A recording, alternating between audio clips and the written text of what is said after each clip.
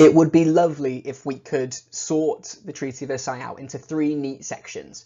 There are some really clear military terms, there's some really clear territorial terms, but the other terms of the treaty don't really fit into a category together. So I'm just going to sort them all into here, this other category. Now, the first one is called Article 231. Article 231 was essentially the clause that was hated the most by the German people. Article 231 was what's referred to as the guilt clause.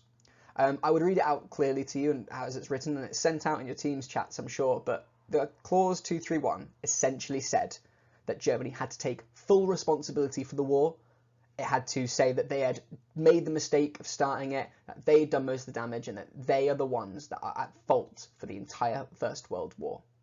If you remember your Year 8 stuff, no, the First World War kind of began in Serbia, Sarajevo. Like it didn't happen in Germany. Arguably, Austria-Hungary caused it, but nonetheless, can you imagine being forced to admit something that you were not responsible for?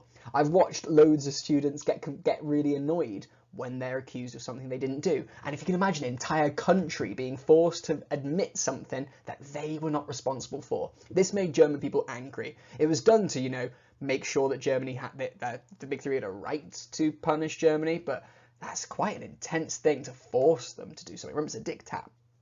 But it was followed by Article 232, next article along, which was what's called the Reparations Clause. The Reparations Clause was the amount of money that Germany would have to pay to cover all the damage caused by the war. Essentially, they made Germany say that they did it all so that they could charge all of it to Germany's bank account.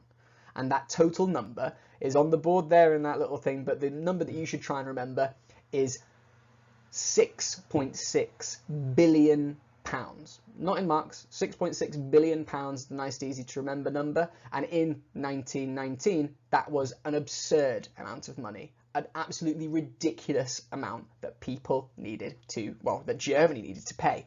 Germany's government would have to take money away from themselves and their people to give it away to other countries. Germany would be in debt until the 1990s from 1919.